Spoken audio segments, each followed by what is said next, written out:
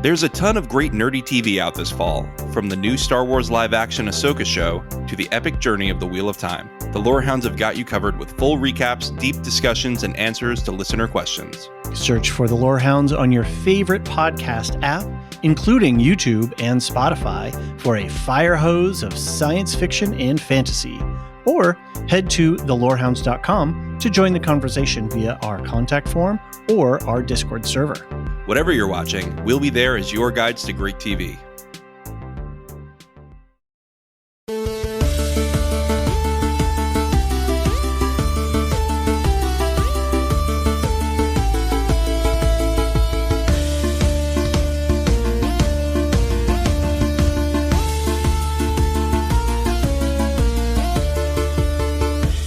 Welcome to the Ahsoka podcast, where the Lorehounds, your guides to a galaxy far, far away. I'm John.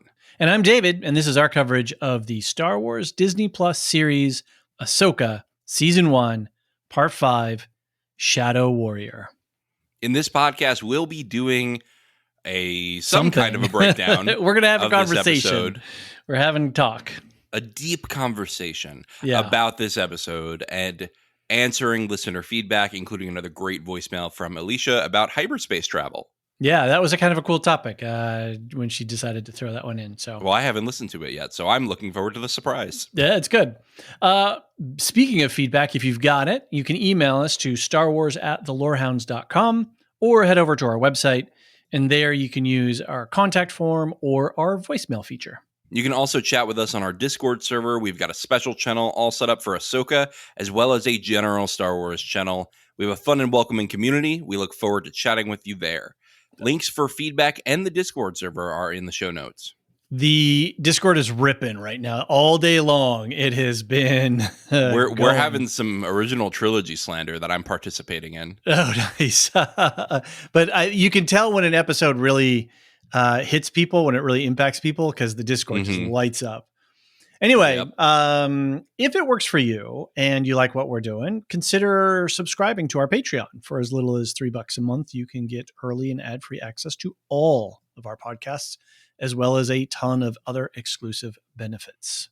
David, we just hit 100 subscribers, and what's really fun about that is, though, that we recorded a podcast last night with screeners for Foundation, where we talked about having 99 subscribers. Right. So we're going to go a little reverse, because this is coming out first. First, exactly. So, yeah, it's all timey-wimey. We're getting real timey-wimey with our... Sure are, just like Anakin.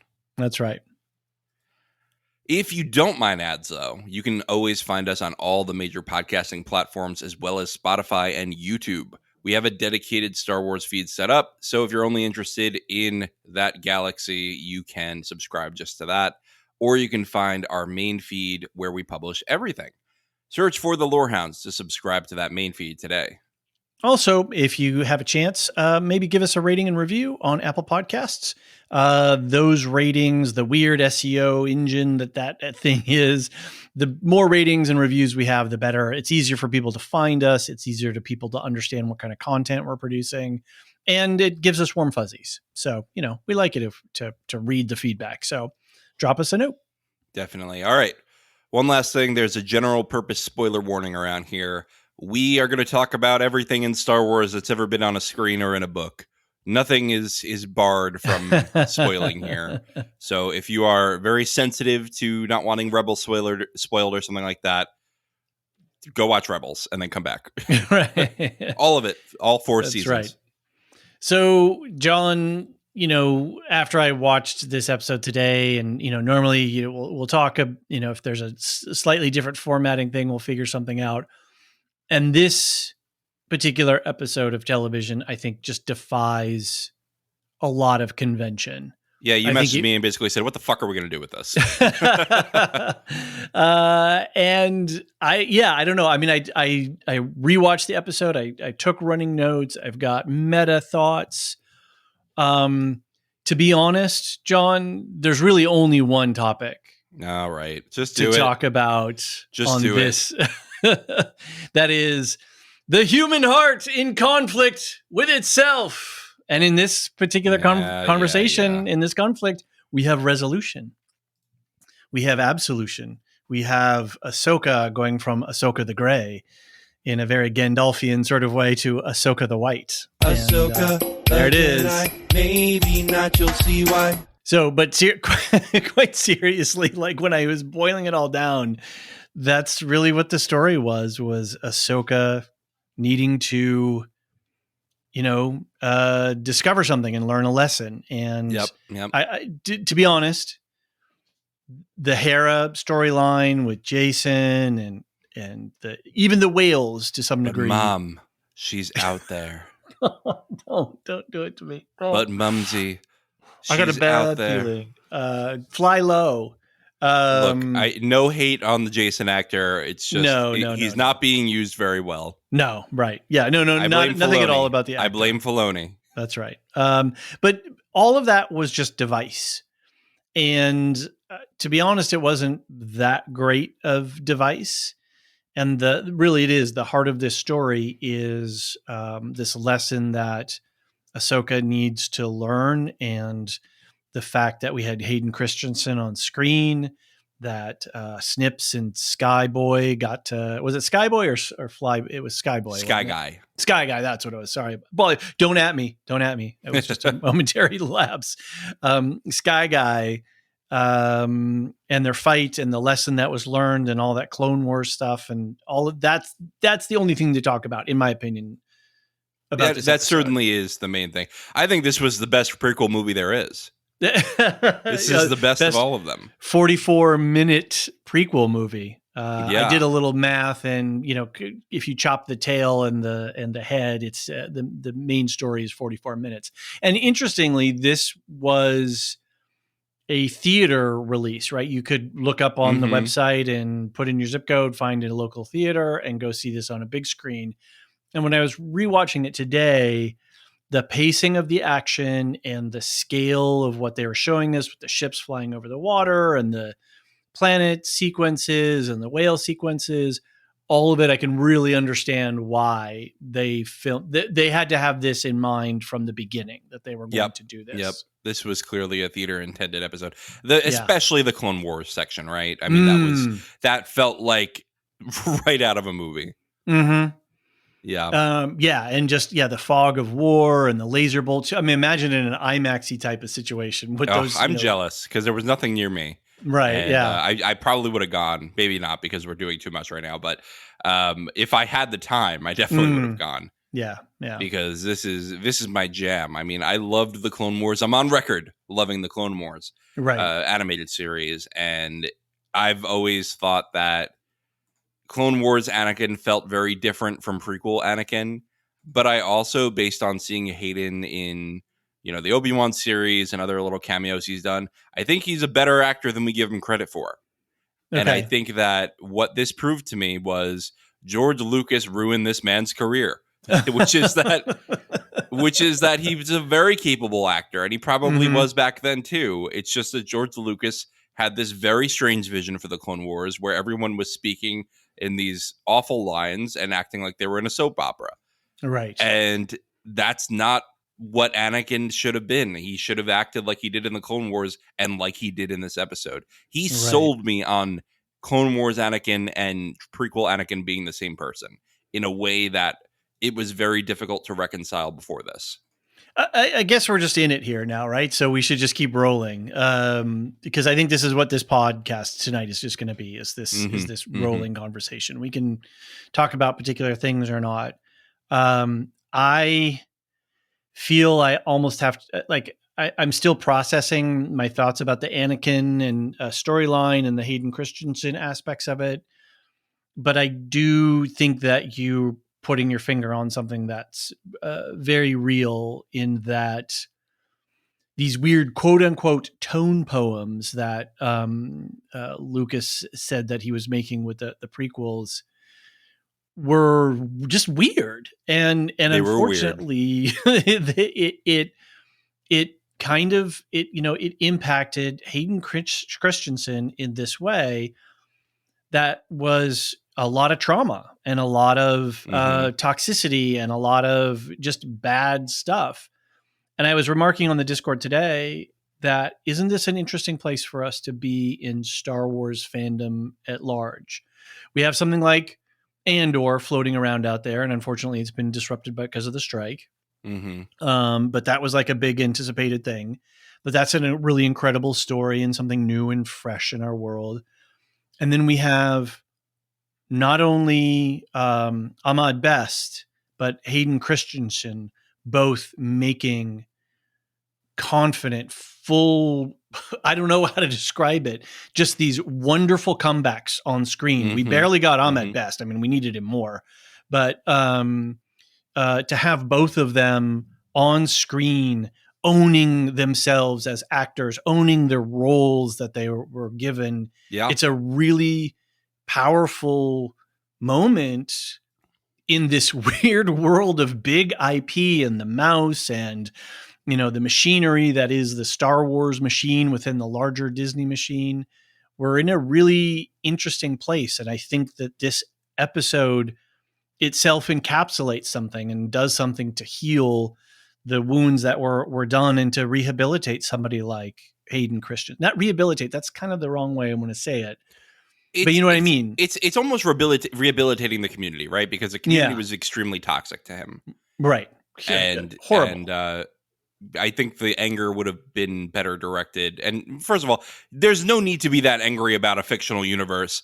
Maybe the movies were not as good as they should have been, but that's not a reason to send threats to anybody. But if you're going to blame somebody for the script, blame the guy who wrote it. Don't blame Hayden Christensen. Right. And the machinery that produced those, right? Because I think there's in a much bigger picture about the Star Wars brand and how it operates and what it does. I feel that there are issues in the leadership there. And so, and you look at all the projects and titles that we were given and then been canceled. Oh, this director was attached. Now they're unattached. This script was, getting somewhere. And then now it's just poof, it's gone. And WTF. And that goes to the core of the leadership of the brand of what Star Wars is.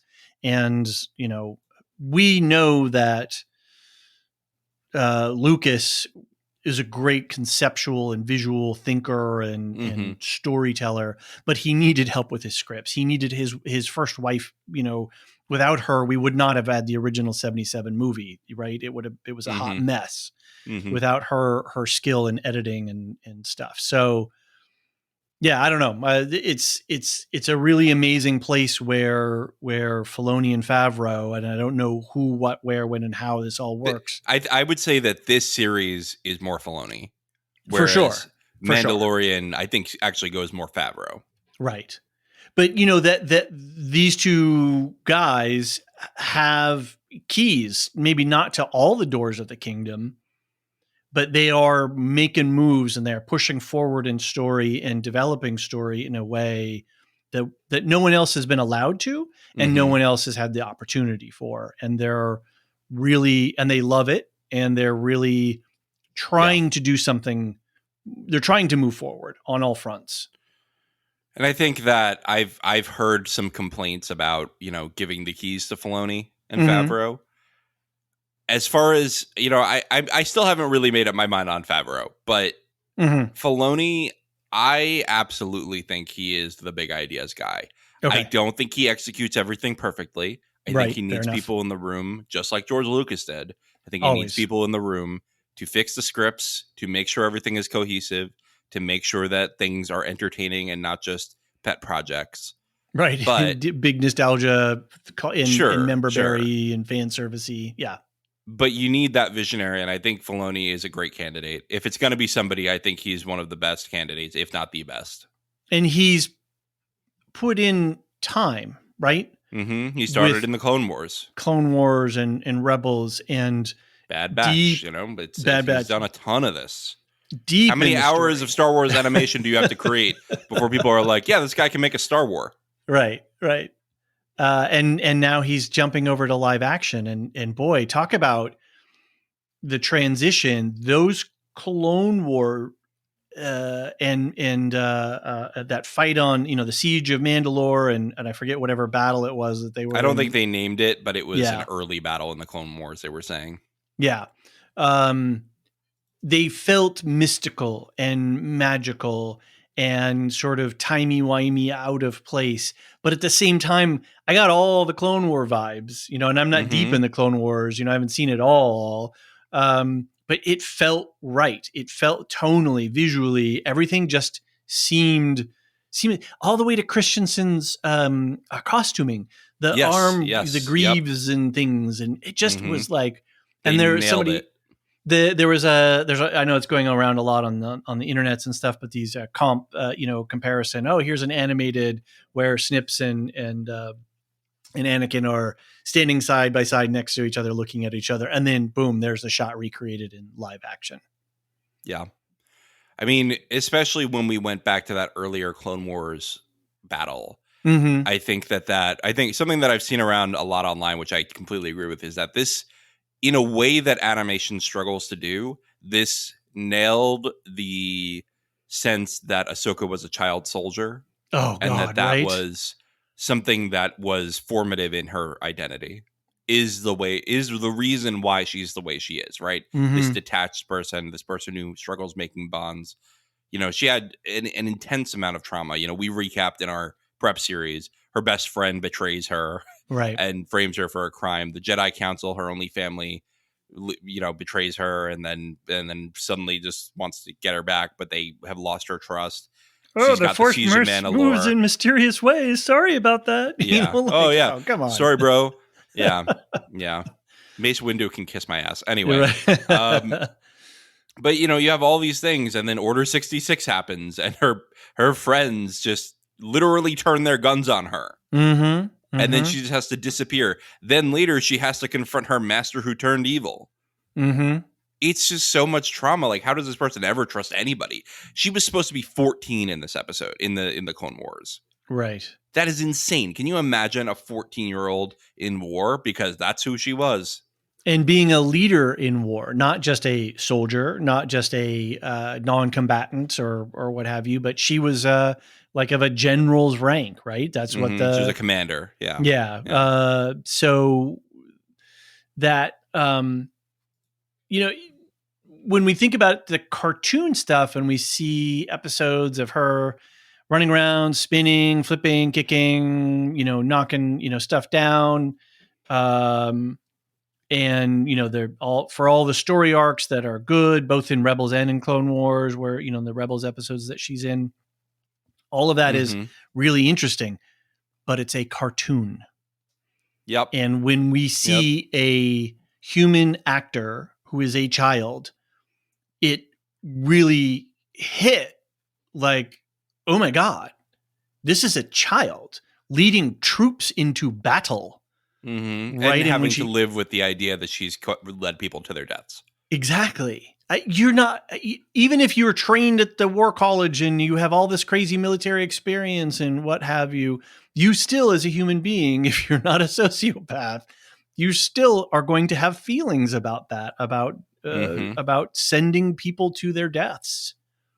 And from world to world, I mean, they're blowing up ships left and right. They're attacking this world and that world. It's a lot of death and destruction at her hands, even though she's part of a command structure, right? So she's part of an army. Did you recognize baby Ahsoka? Because you've seen her in a movie recently. Oh, the actor. Yes. Yes, Gamora. Wasn't that baby Gamora? She's also the daughter in Barbie, the daughter of the executive in Barbie. Oh, really? It's all the same person. Okay. Wow. Okay. All right. She's picking up all the franchises. Yeah, big time. That's we just saw finally. Ariana Greenblatt is her name. Ariana Greenblatt. We just saw Barbie, and I'm actually having trouble placing her, but I have to do the Googles now. I don't want to spoil it, but the one who goes on a journey with her mom. Okay, right. Anyway, that's incredible that because she inhabited the child Ahsoka really well. She did. It felt like when she first went into the past, it really felt like this was adult Ahsoka in a child's body talking like, what the hell am I doing here? And then over time, she became that kid again. Yeah. through Yeah, that. here he through is. That thing. Here she is, Ariana Greenblatt. Yeah, wow. So I didn't thought she even did an recognize amazing her. job with this. Really kudos to that.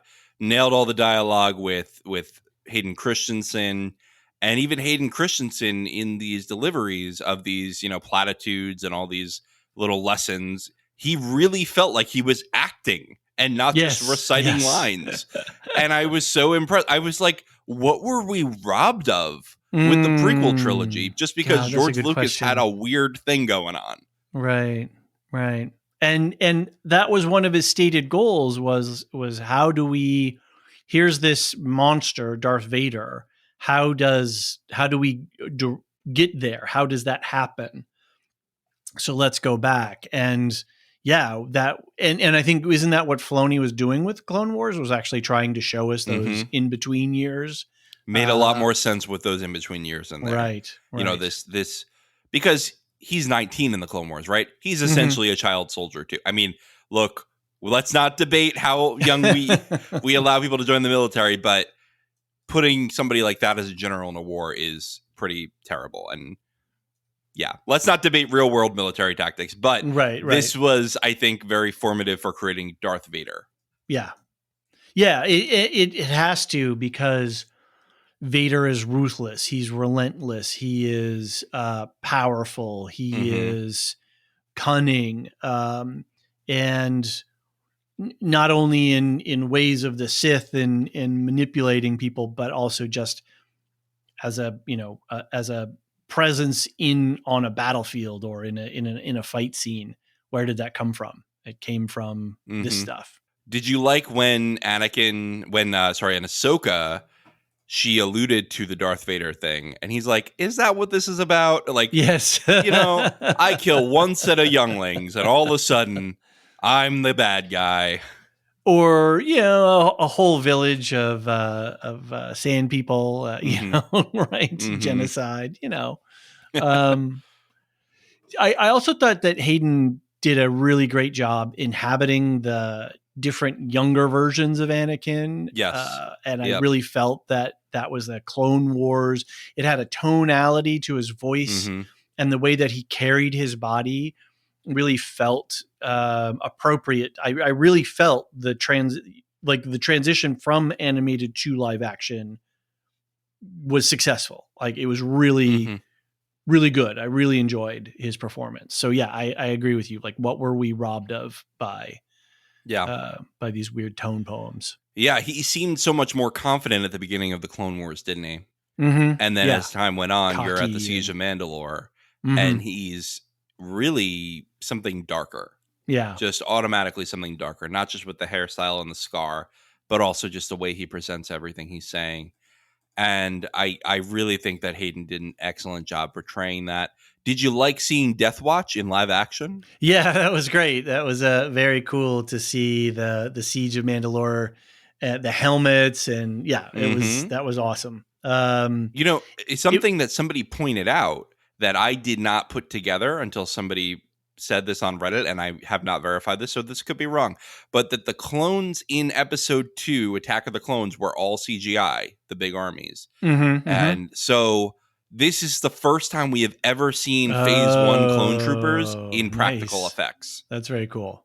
Yeah. Very cool. Because everyone thought you wanted CGI back then, but no, they were like, we're doing practical effects here. Yeah. We even got Rex. Was that Tamora's voice?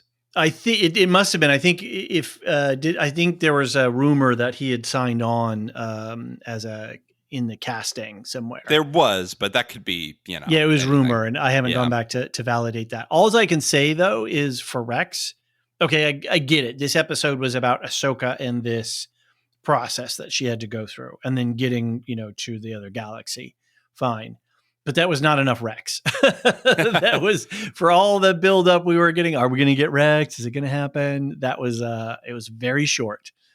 I think that was an exactly appropriate amount of Rex. You think so? I think that was fine. I think for that was a nice nod. I think if you were not a animated verse person, it wouldn't have mattered.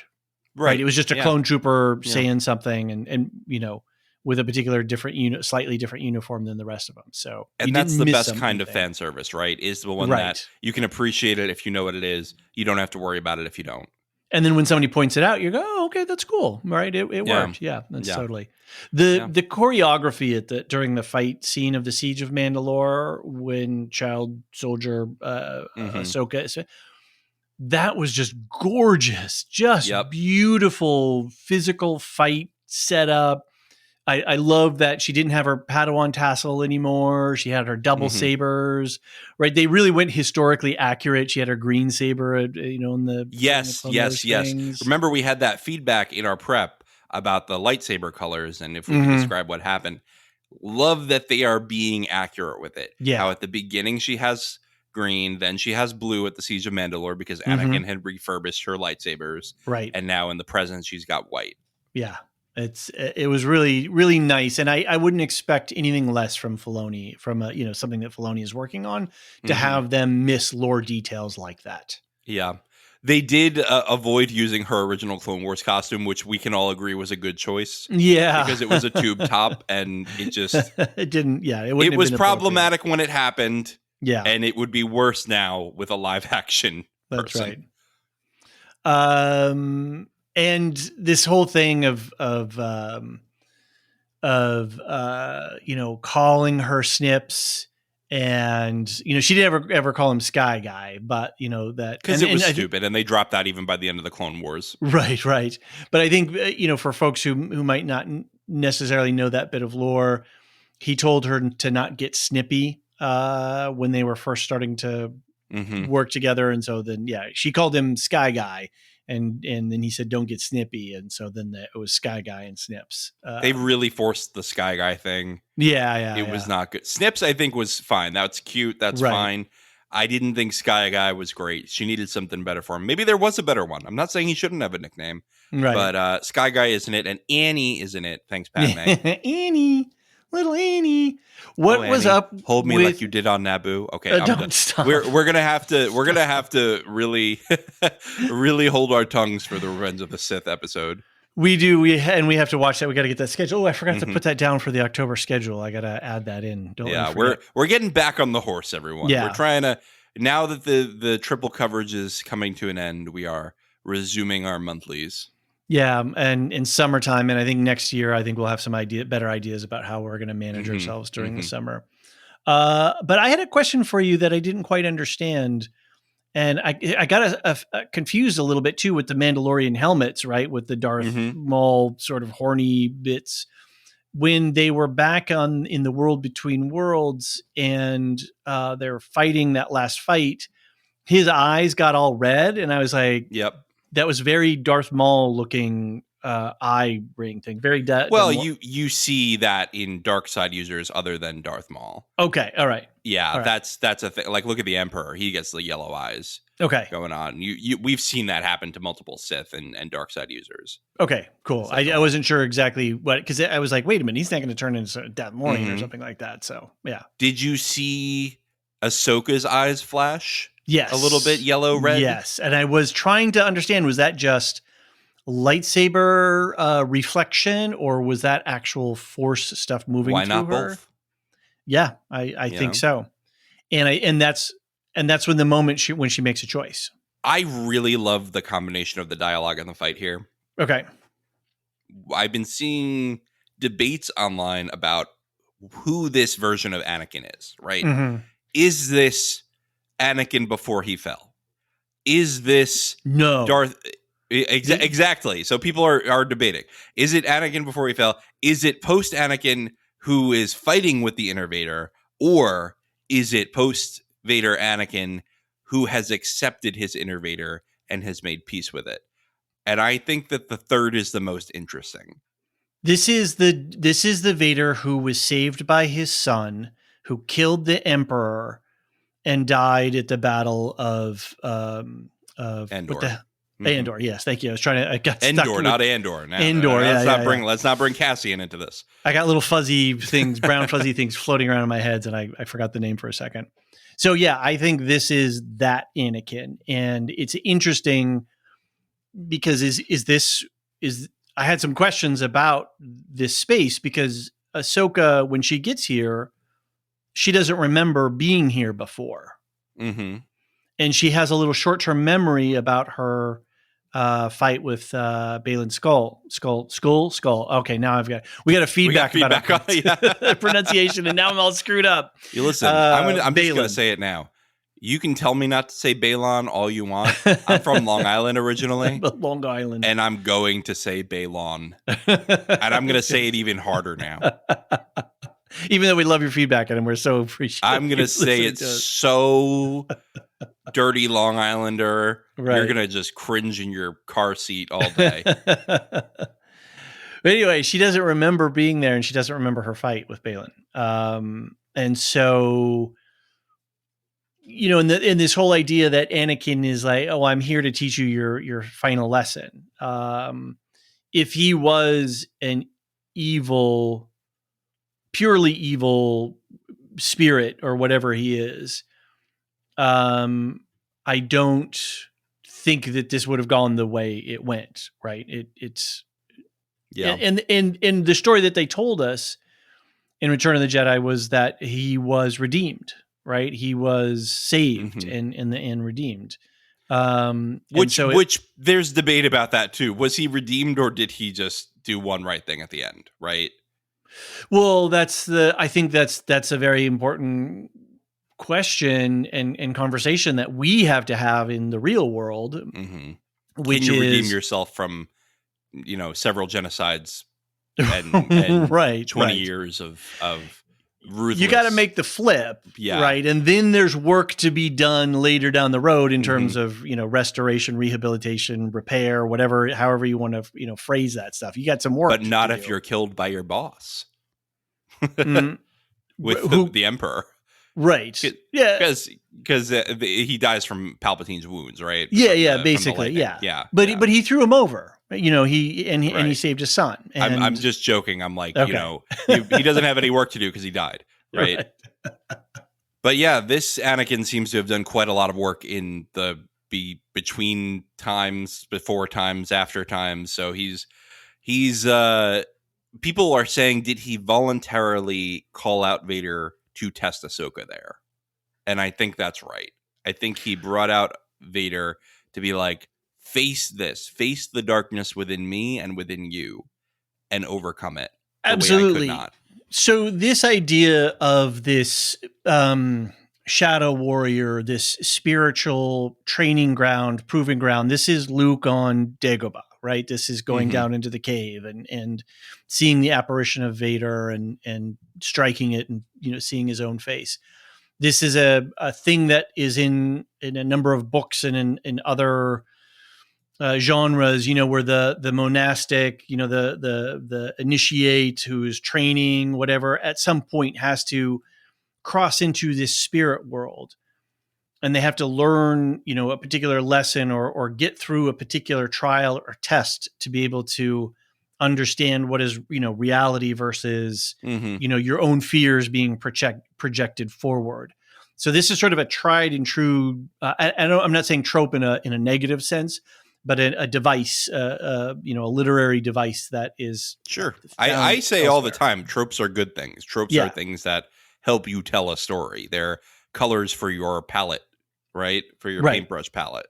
And trope just gets sometimes used in a negative way, and so isolating that it's critique, not criticism, kind of comment. Anyway, people don't hate tropes; they hate tropes used badly. That is seriously dead accurate, true. I couldn't agree with that more. That is a great way to phrase that. So yeah, this idea of this sort of spiritual training ground that's in this other space is a trope that is well used in a lot of places. And so, who is this Anakin that lives in this other space? He, this Force ghost space. He is all of that, but he is also not a terrestrial Anakin. He is not a mundane Anakin. He is not a flesh and blood Anakin. So I can't give him the motive of is he this one or that one? He's passed into a wholeness and exists in another place where we can't. I don't know. We need Marilyn here to decode this for us, or Anthony. But his spiritual nature has transcended just these simple categories of, is it a good Vader or a bad Vader? Is it a good Anakin or a bad Anakin? Right. Mm-hmm.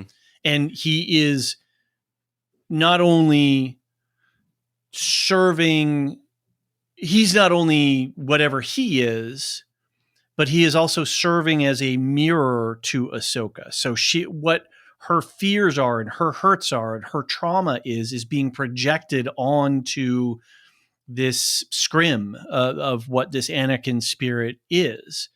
And so is he flickering into the Vader things, or is that her fears being projected out? The fear of what she could become, because she is part of this this legacy of this knowledge passed down.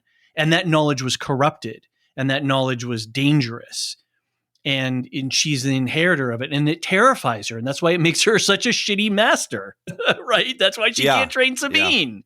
Yeah. Because she's afraid to pass it down. Yep. Yeah. Fear leads to anger, Yes. All that. And so something that struck me as very interesting was Hayden and Anakin, closing his eyes and purging the evil from himself before he reopened his eyes. His eyes went from red to back to blue. And I thought that was great. That was so that, you're asking, is this a reflection? I think that's part of it, but I think also it is Anakin purposefully showing Vader. An interesting tweet I saw today was someone made a GIF of, some people call it a GIF, made a GIF of Anakin, coming in as the Vader, as the red lightsaber Vader, flashing back and forth. And they said, this is the Vader that Obi-Wan denied Palpatine. This all-powerful Jedi turned evil, who had all his limbs and all his power and could just kill millions. Right? Decimate. Yeah. This would have been Vader. He wouldn't have had to walk slowly. He could have run. Wow. Yeah, that's interesting. It's terrifying. Right. It is. So Ahsoka the White.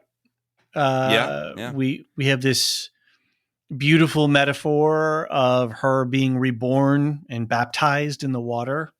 There you go. There's a trope for you. Very much so. And this was pointed out, and I think was it Davey Mack or somebody on the Discord posted an image way back, I think at episode 1, when we were comparing the scene of Sabine on Lothal in front of the mural, and Ahsoka comes to pick her up. And in the animated series, she's wearing white and she has a staff, very Gandalfian, right? Very, very much that. Yep.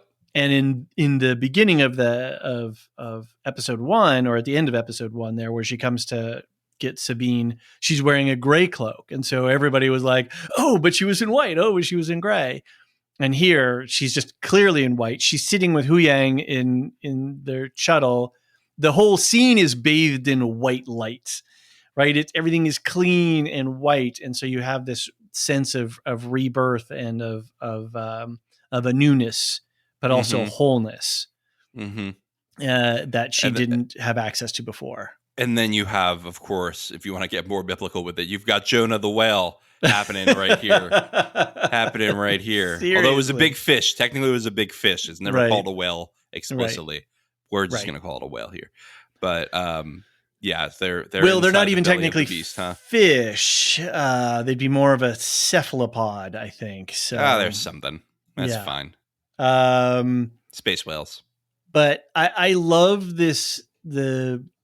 I was, when I was watching it last night with my spouse, who thought it was fine. She was fine with all of it, and it was good.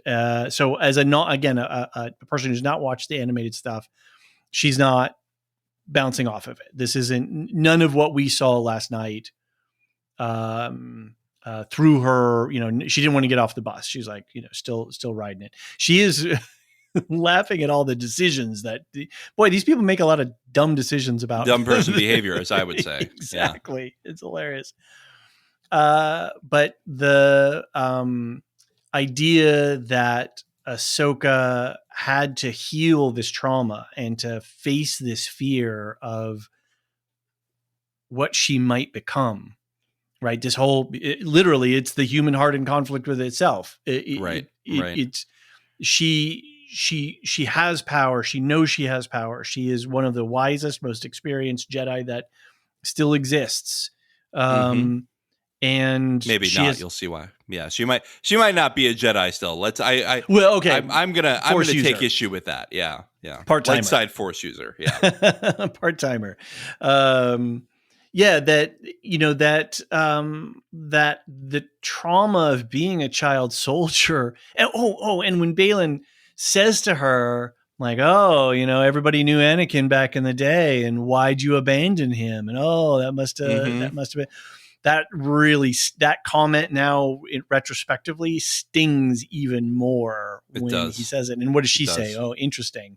But that one went in, I think.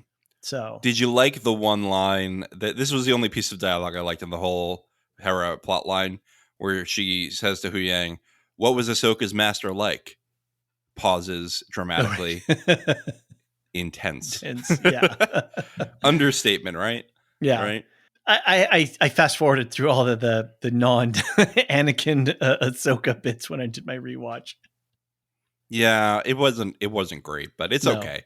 It's fine. Okay. The Anakin stuff all made up for it. There was a line that Anakin said that was really great, which was Baby Ahsoka was saying, war and battle, is that all? Is that all I'm going to be able to teach my Padawan? And he goes, no, because that's not all you are, because that's not all I am.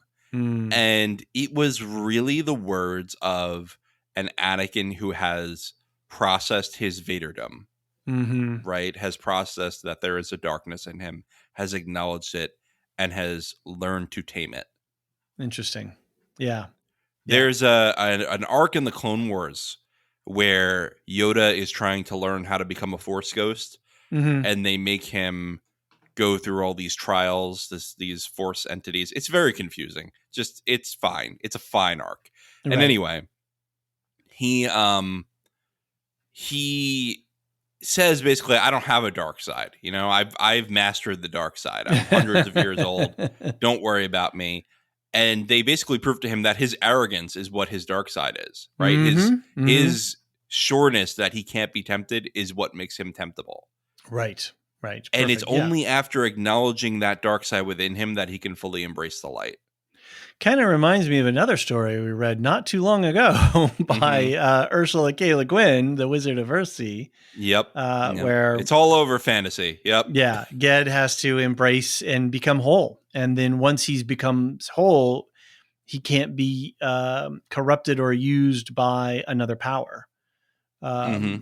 Unless he, chose to. And I think that's something that we're seeing here with Ahsoka is that she's now embraced her wholeness and she's accepted the things that she did, the things that she was responsible for, and then is letting go of the things that she's not responsible for and didn't have the ability to affect. She couldn't stop Palpatine from corrupting Anakin. She would have gotten ground up, I think. I mean, it's debatable, whatever, but it's not her fault. And she didn't necessarily abandon him. I don't think her sticking around the Jedi Temple and staying a Jedi would have altered the ultimate outcome. No, it was all about his fear of losing Padme, and right. Yeah, it wasn't great. Was not great. And it's not even her fault she left, right? I mean, she had to do what was best for her in that moment, and she was not safe around the Jedi. No, yeah, I totally agree that she did. She had to do that for herself, and I think that's part of her journey as well. Yep. I got a question. Did you see the scar that Anakin has on his face over his eye? Was that when Ahsoka hit him when they were all at the temple in the last time they faced off with each other? No, I don't think so. He had a scar in Revenge of the Sith. Okay. All yeah, right. no, this is classic. I'm just not remembering where he got that scar from. That's all. The scar, I just looked it up because I couldn't even remember. Okay. It's in a comic book. Okay. Which is kind of silly that it's in a comic book, but it's Ventress who gives him the interesting scar. It sounds like. Okay. Yep. Crazy. Okay. Good stuff. Good stuff. I don't know that I've got really anything more to say specifically about this episode. I'm still actually kind of processing it. I know. When I was watching it's a big deal with my spouse last night, I kind of turned it off and I was just kind of lost in a daze, and I was trying to separate out the non-Anakin Ahsoka stuff from the Anakin Ahsoka stuff, and it was just so trippy. It was just such a, we live in this world now where we've got an Andor and we've got a Mandalorian and we've got this. I don't know what this is. This is a much more spiritual, much more mystical. Yep.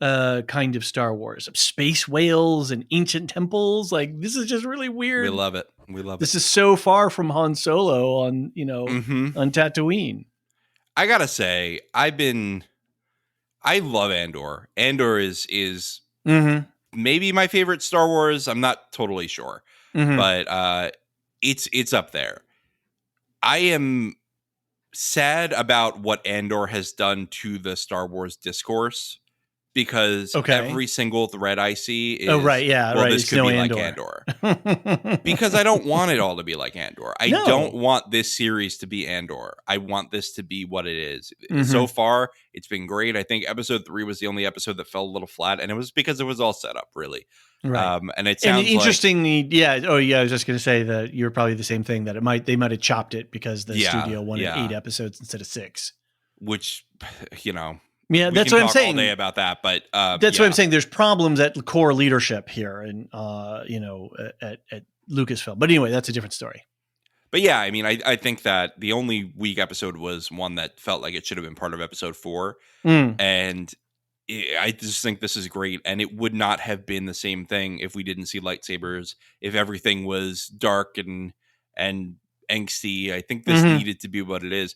You see a tonal shift happening already in this show after the World Between Worlds, after the Anakin thing.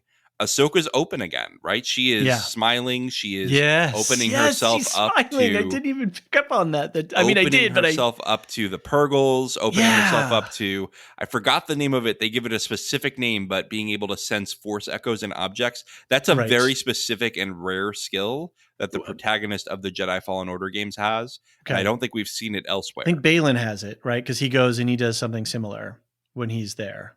I don't recall. But he does it. He does it to get Sabine. He does it. Anyway. Does he do it? Or I don't know, because he does something else. Ahsoka had like a full, she had like a full vision there, Right.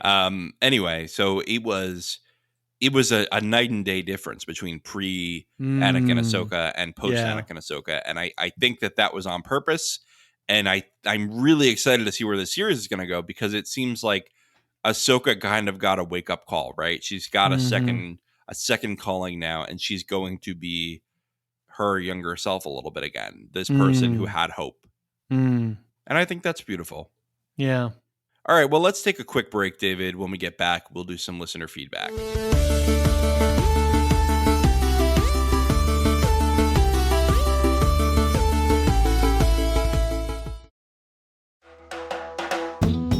Matthew McConaughey, when you're not playing the drums naked or filming car commercials, what do you do for fun? I listen to Properly Howard, of course. Properly Howard? What's that? It sort of teleports you to a time of movie magic. So this is a movie podcast? Something like that, yeah. It's more than that, though. The professor brings a little bit of that highbrow, and then the comedian brings a little bit of that lowbrow. What you get is a little thing called middle brow, kind of like the Baby Bear podcast. It's just right, just right, just right. Fantastic. So if you're looking for a decent film review podcast, come check out Anthony and Steve at Properly Howard, wherever you get your quality podcasts. Couldn't have said it better myself. Mr. McConaughey was voiced by stand-up comic Steve Osborne, but in all likelihood does represent the views of actor Matthew McConaughey.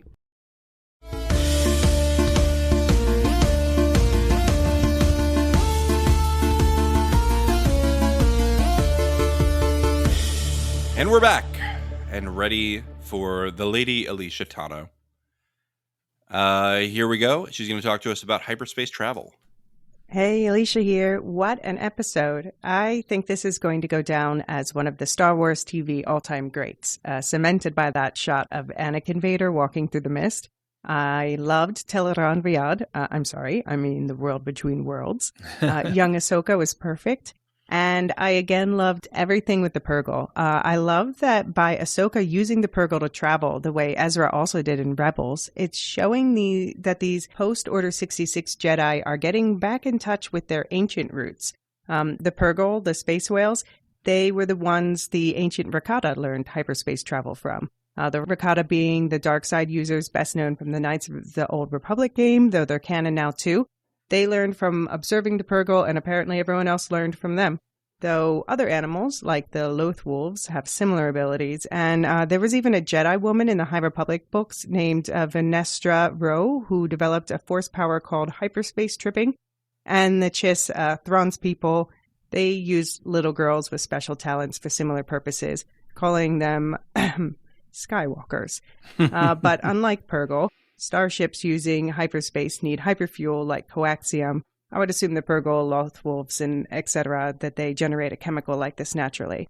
Basically, when you travel through hyperspace, you're traveling through a higher dimension outside of our normal time and space. So like a fifth dimension, if the fourth dimension is regular time. And that fifth dimension is all around and through the dimensions we normally perceive, but we have no notion of it unless we can somehow step outside our existing dimensions using a process that canon vaguely calls a molecular displacement, i.e. breaking the speed of light, as was learned from the Purgle. And if anyone is interested in these concepts of higher dimensions, I strongly recommend the non-Star Wars books, Flatland and The Boy Who Reversed Me, for much better explanations. They're both short books for young readers, but they explain higher dimensional concepts better than most physics books I've read. Apparently Lucas, though, he borrowed his concept of hyperspace from the Foundation books, so I'd love to hear from Marilyn or anyone else who has read about it in those books, how the concept compares.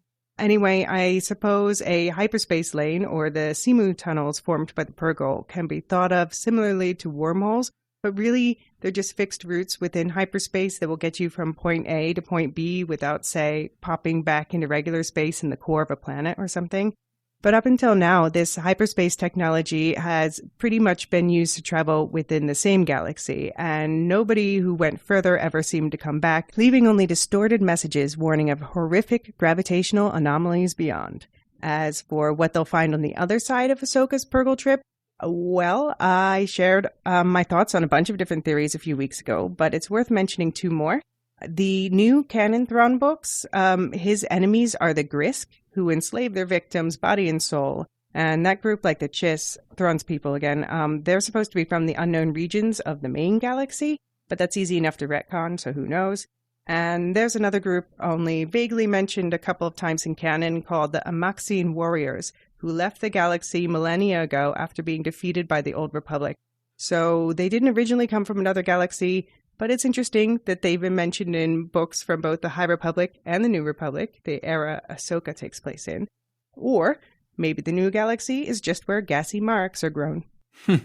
Gassy marks. Love it. Well, that was fun, Elysia. Thanks again for writing in about hyperspace. The Star Wars science certainly does not feel like science a lot of the time. A lot of the times. But I dropping appreciate bombs in space, you know. Yeah, like but I do appreciate that you've tried to bring some realism back into this. Well, it could be whatever it wants to be as long as the rules have some consistency or we understand the operation. Hey, you're asking for too much now, David. Yeah. That's not going to happen in Star Wars. Knock it off. Knock it off. Yeah, great stuff. Every time Elysia sends in a lore bomb, my head does literally explode. So thank you, Elysia. That was a good one. We've got feedback, David. We do. Star Wars at thelorehounds.com is how you can get it to us, or you can head to thelorehounds.com and you can write in like Patrick M saying, hey guys, let me start out and say y'all are awesome. I love getting a more casual Star Wars approach versus other Star Wars podcasts. Hey, thanks, Patrick. Appreciate it. Yeah, I think, not to, every podcast has its own vibe and some particular thing. We're not a specialist Star Wars podcast. And I know going into those specialist Star Wars podcasts can be, it's a lot. It's heady and it's there very, can be a lot of assumed knowledge, right? Yeah, exactly. Where we're trying to be very enthusiastic fans and appreciative fans without being the we're not the maesters in the tower, right?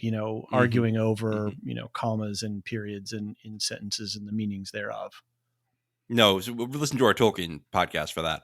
But Patrick continues, for the love of the Force, his name is pronounced like Balin or Balen, not Balon. Patrick, I've already addressed this. I think just to continue, I'll pronounce it differently every time. I'll say Baline, and I'll say Balion or something like that. Just Baleen. I'll think of you every time, Patrick. Don't worry. Patrick says, I've been cringing for weeks now and I can't take it anymore. Haha. Cheers, fellas. Thanks, Patrick. Thanks for writing. Patrick. I'm just do not poking hesitate. Fun. Yeah, I'm just we appreciate it. You should have, go back and listen to Rings of Power and hear us pronounce. Don't do that. Don't do it. All right, Lord Maester Eric F. Hey guys, first off, you neglected to answer the trivia question that won me episode 3 tickets. I'm very curious to hear if you guys know the answer. This goes back a couple episodes when Eric wrote in to tell us that he got to meet Lucas and everybody when the episode 3 was out. So anyway, carry on. Okay, he asks, in episode 4, A New Hope, Luke lives with his Uncle Owen and Aunt Beru. Uncle Owen was a farmer. What did he farm? The answer is below. David, will you guess? I honestly knew the answer before, so okay. I don't need to guess. I'm going to guess that he farmed bad attitudes because that's what the Skywalkers have all around. Got chips on the shoulders. Yeah. What's the answer, David? A moisture farmer. He's a moisture farmer. Yep. Well, that's silly. Just get a I don't even know. Get a Brita filter. filter. Did you not know that, honestly? I didn't know that. I don't know. Really? Yeah. Wow. I'm more of a prequel guy than an OT guy. You know that. Okay. I think I don't know why I know that. I mean, I don't know. It's just embedded knowledge. I just take it for granted. Like Tatooine's got twin sons, I don't know the names of those sons, but I know it's got twin sons. Anyway. Now, Eric F. continues, on to the subject of my email. Is it me, or is the armor that Balinor and Shin are wearing eerily reminiscent of the armor worn by General Kenobi and the clone troopers during the Clone Wars, or at least seems to be cannibalized from it? All right, I'm into that. I think at Balin's age, he probably was a Clone Wars soldier. He probably was fighting in that, so that tracks. And then if we do see a little bit some pieces of armor on Anakin in some of this, so yeah, and it just they feel like knights, right? They feel like it's like wearing a lab coat and putting a stethoscope around you, right? You're putting on the tropey expected things, and so I think it does really work. I think his armor is amazing and it looks perfect for his role, and it also sets me up for going into the deep history stuff, both into the Acolyte and then whatever we're going to get from sort of what's the earlier age that they're talking about? The Old Republic. Yeah, the Old Republic. Yeah. So. Also, why does Hera's son not have any of her physical characteristics? That kind of threw me off. I was watching this episode with my wife because I wanted to show her some cool Clone Wars scenes. And they got to Jason. She was like, what's going on with that? And I said, well, they probably ran out of costuming budget. So they sent the PA to Sally's for some hair dye. And they said, just get some green hair dye and let's just dye this kid's hair green. Oh, man. It does not make sense. I completely agree with that. I'm just going to bypass this. I don't need to add to any upset or toxicity or whatever. We're just moving on, right? They definitely ran out of costume budget. That's what I'm going with. That's your headcanon. Yep. Thanks for all the hard work, guys. Lore Master Eric F. Thanks, Eric. Always a pleasure to hear from you. I'm sorry that we left out your trivia question the first time, but I didn't know it anyway. Yeah, I will love to hear your some reaction thoughts from you from after this episode. So definitely send in, and we'll definitely do a season wrap up pod. I think for Ahsoka. So, yep. Aaron T writes in, newest lore master via the contact form. Hey, fellas. Thanks, Aaron. Thanks, Aaron. Yeah. Concerning Ray Stevenson's Balin's skull, I was thrilled to see his full combat prowess on display in Ahsoka Episode 4, and it got me thinking about a potential connection with another beloved Jedi from the pre-Empire era. We see Skull's minimalist style in action during his duel with Ahsoka, but that never used more energy than required mentality was also shown by our guy Mace Windu. Think the Thunderbug Dome Donnybrook in Attack of the Clones. Yeah, on Geonosis. That's a good point. He says Windu, if memory serves, was supposed to be second only to Yoda in his lethality and effectiveness with the lightsaber. And given what little we know of Skull's history, it seems to me that he was at least a contemporary of Windu, if not an adherent to the same lightsaber fighting style. Wikipedia tells me it's Form 7, also known as Juyo or the Ferocity form. I love that there's these different lightsaber forms. That's cool. I didn't realize. And I think it goes back to last episode when Ahsoka was fighting him and why she didn't use the two sabers. I think recognizing his form, she understood that tactically it was better for her to not use two sabers in that particular thing. And so again, just showing her mastery of, these different things. Mm-hmm. I hope the series gives us some more development of Balin, as I've been a fan of Ray Stevenson since the Rome series and god-awful King Arthur film days. His loss definitely stings. Agreed. I am so sad that this is his only season of Ahsoka. Yeah, he really has brought a lot to Star Wars, and he's sorely missed. And agreed. I think the first time I saw him, I can't believe he was in King Arthur film days. I wonder which one that he's talking about. But certainly Rome was when I first met Ray Stevenson as Titus Pulo, and that he did a great job with that character. Mm-hmm. Nice. Thank you both for diving Montreal first into Ahsoka. I was definitely one of those Rebel series devotees, and seeing some of my all-time favorite Star Wars characters brought into live action has been an absolute thrill. Your thoughts and commentary are always appreciated, and I love that you're willing to give differing perspectives on an open platform. I also owe you a debt of gratitude, as you're tangentially responsible for getting my wife into Star Wars, she recently had to ask, who the hell is Bo-Katan, after weeks of me walking around the house singing, Bo-Katan is full of shit. We haven't heard that one in a while. That's super fun. I do appreciate that has... What an unintended consequence of that song. That is on the Patreon benefits, yes, right? you can download that right now if you're a lore fiend or lore master. Yeah, that's right. So definitely go check that out, Aaron T. You can have that whole song and you can play it incessantly and drive your you can have that on road trips now. That's right. Your wife is gonna love it. Keep doing what you're doing, and I'm proud to be a new supporter of the show. Thanks, Aaron. Happy to have you, and hope your wife enjoys Bo-Katan as much as we hate her. Just kidding. I love Bo-Katan now. I love Chris V. via the contact form at thelorehounds.com says Balin is simply... See, I'm trying, Patrick. Are you paying attention? He says Balin is simply looking for war to explode across the galaxy. That's the power he's looking for. I forget where it's mentioned. Chaos is a ladder? Is that what he's looking for? All right. I forget where it's mentioned. Maybe it's legends from Darth Bane or Plagueis novels. But apparently for dark side Force users, when there's widespread war like there was during the Galactic Civil War and the Clone Wars, that it's easier for dark side users to harness those vibes and makes it easier for them to access the dark side of the Force, which would inherently make them stronger. It's not going to be a MacGuffin for what Balin is looking for, but instead just the fact that Thrawn will come back and start a war. All right. I think that would be unsatisfying. I'll be honest. If that were the only motivation is I want chaos just so I get more powerful, I don't buy it. I don't like that. So, but I appreciate the sentiment, though.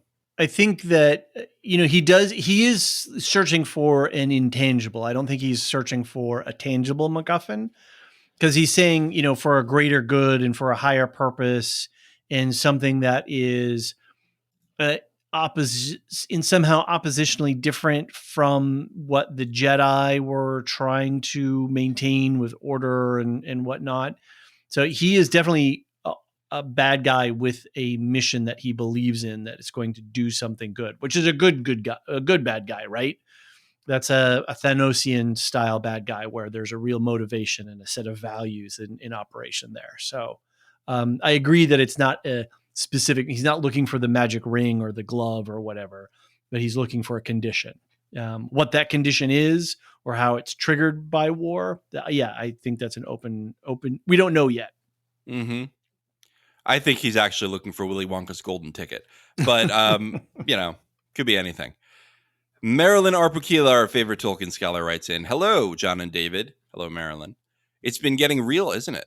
I had a response to John's comment concerning the galaxy being too big for one entity to control. I entirely agree. I've thought that for a while now. A confederation of independent planets would be much better. But then I do come from the States. I also am back to one of my key criticisms of Foundation, which started this pattern off. In sci-fi, planets are generally presented as monocultures." Planets, yes, yeah. I see. There's a missing E here. Planets are generally presented as monocultures. I was like, wow, Marilyn's really passionate about horticulture.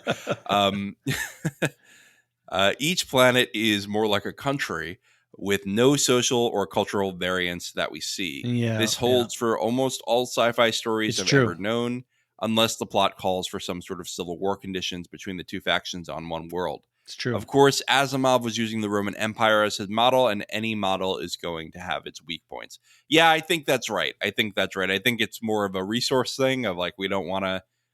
Yeah, it's resource, and it's also not wanting to confuse the audience, right? Because I have to keep... in Game of Thrones, you have two continents. So you have these, Westeros and Essos. You have different cultures within them, but there's not that many to keep track of, right? Now I've got 20 planets that are inhabited that I know that I've been to in the Star Wars universe. And millions more. Right. There's a ton of these planets. Kind of hard for me to, as a writer, convince you that these cultures are fully formed. And will you really get everything that you want out of the culture if I'm there for 10 minutes? Right. I don't know. I think you're right, Marilyn, in a factual way, and I'm also willing to give the writers a little bit of leeway on that, as long as the different planets feel different, and as long as the different planets feel like they have varied cultures and it's not all the same thing, I'm okay with it. I mean, doesn't Naboo have two different cultures? Well, but that's what Marilyn's saying. It's a manufactured civil war, right? Yeah, right. Yeah, and it's simplistic. It's simplified. Yeah. All right. Misa simplistic. Yep. Oh, don't do it. Lisa, sorry. Regarding Hera and her son, I originally thought, as you do, how can one possibly take their kid into such danger all the time? But then it occurred to me, would you trust a babysitter in a post-Empire world? Do you leave your son out there as a possible hostage, or do you keep him with you? What if you have to go dark suddenly, flee to the other side of the galaxy, leaving your only child as a possible hostage? If you're killed but he survives, how do you know he'll be cared for?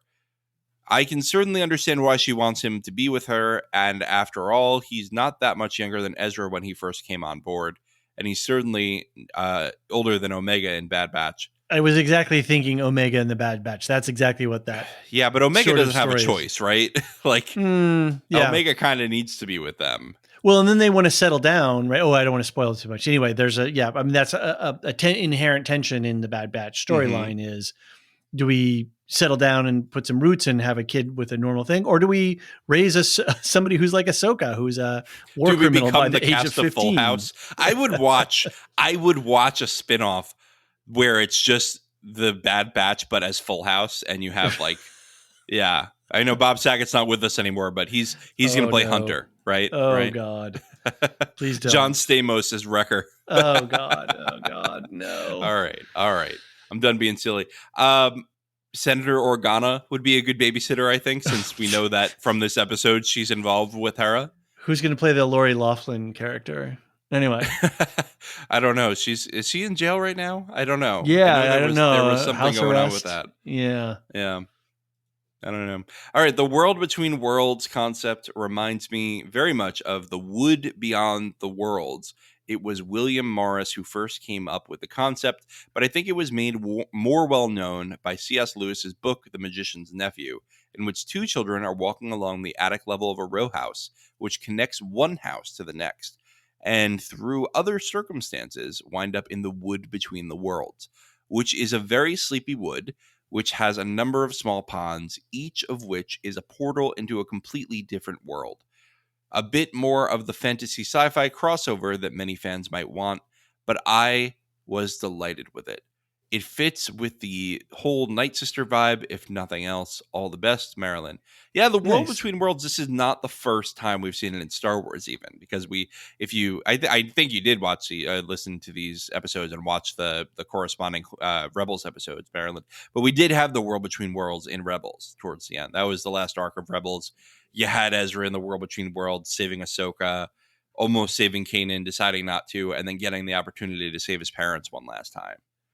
Yeah, I like this idea though of this wood with these ponds, and I love the soup that we're swimming in here. I think it's a very cool it's soupy. Callback. It's super soupy. It's soupy. And it's C.S. Lewis, right? It's a contemporary of Tolkien, so a friend of Tolkien, a friend of me. Yes, I think I would say yes, friend. But, yes. Listen to our Second Age podcast if you want to hear more about that. Didn't Elysia do a podcast, or was it? No, Marilyn did a podcast with somebody when they talked with That's What I'm Talking About. Mary Clay. With Mary Clay, and they talked about the relationship between C.S. Lewis and Tolkien. That was an interesting. Cool. That was a good one. It was. All right. Well, thank you, Marilyn. I always appreciate hearing from you. I know Marilyn's going to be on our Foundation season wrap, so that'll be very exciting. Yeah, and about to put that to bed pretty soon here. Well, we've seen the last episode of Foundation. We can't talk about it because this is going to air before the episode. But the podcast is recorded, ready to drop. Podcast is recorded, so stay tuned.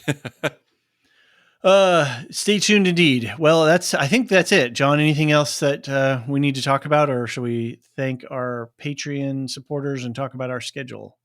I'm going to first thank the CGI artists because they did a much better job with Hayden's face in this episode. It was much more natural, wasn't it? It looked proper. It looked normal. Yeah, it did. I think it was just that first episode. Maybe it was just jarring because it was in the world between worlds and it was just all CGI. Right. But yeah, it looked a lot better this episode. Anyway, that was my last comment on the episode. Yeah. Let's do the thank yous and the programming notes. Yeah. So programming notes, as we said, we're just wrapping up Foundation. We've got this and Wheel of Time going. Both of those end at the beginning, that first week of October.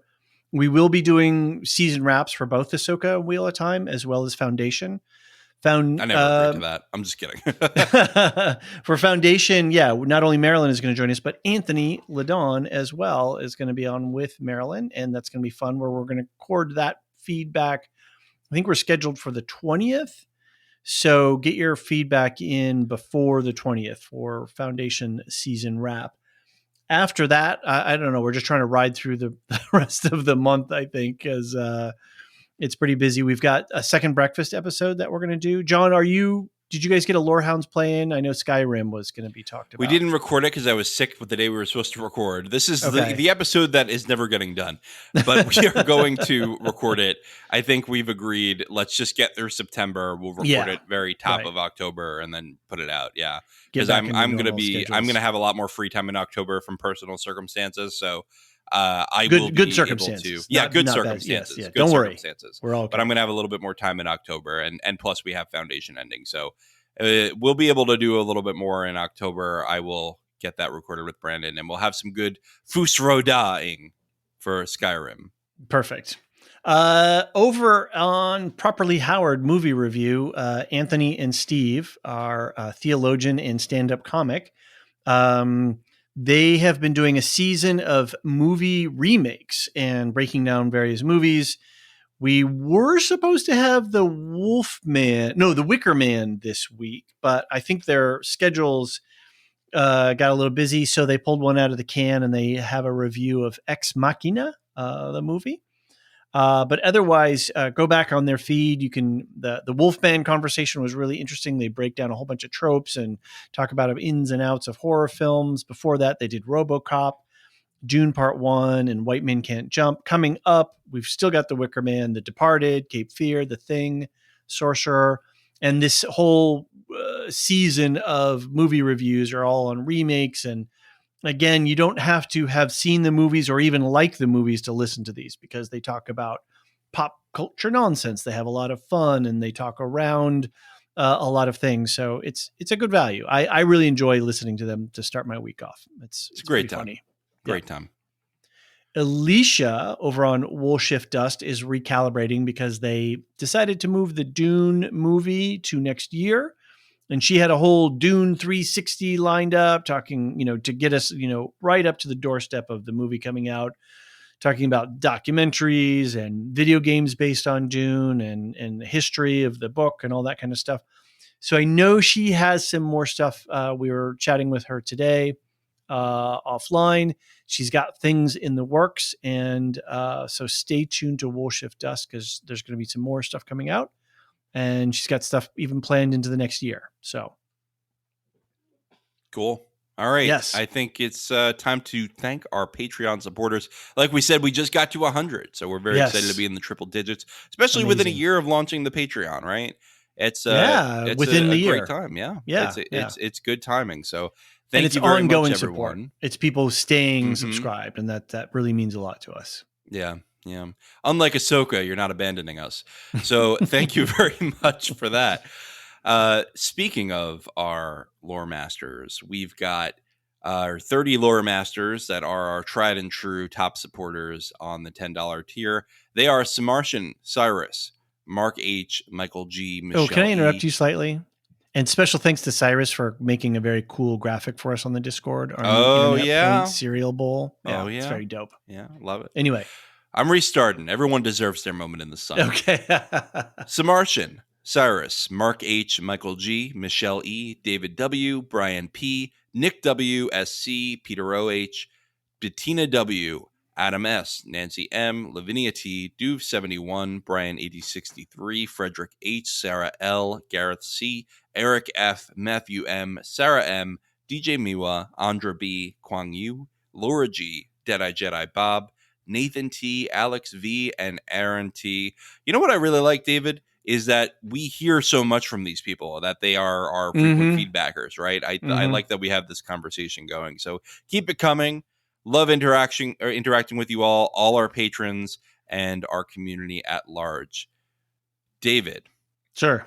It's time to leave the world between worlds and become reborn so that we can go watch The Wheel of Time and record that. Yes, we're going to go immediately to watching that. Boy, I am ready for the triple blessings to be done. But it's been a great content. I mean, it's been a load of great content. So yeah, I mean, we're complaining about having too much good content, right? Exactly, right. When we're probably not going to have a lot of great content going into next year. So yeah.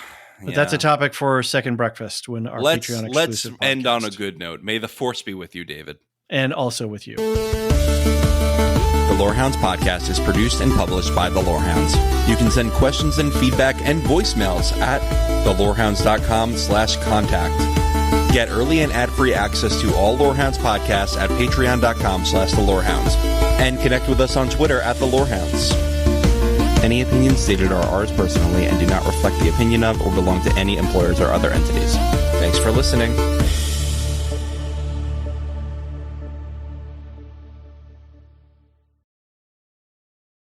There's a ton of great nerdy TV out this fall, from the new Star Wars live-action Ahsoka show to the epic journey of the Wheel of Time. The Lorehounds have got you covered with full recaps, deep discussions, and answers to listener questions. Search for The Lorehounds on your favorite podcast app, including YouTube and Spotify, for a fire hose of science fiction and fantasy. Or head to thelorehounds.com to join the conversation via our contact form or our Discord server. Whatever you're watching, we'll be there as your guides to great TV.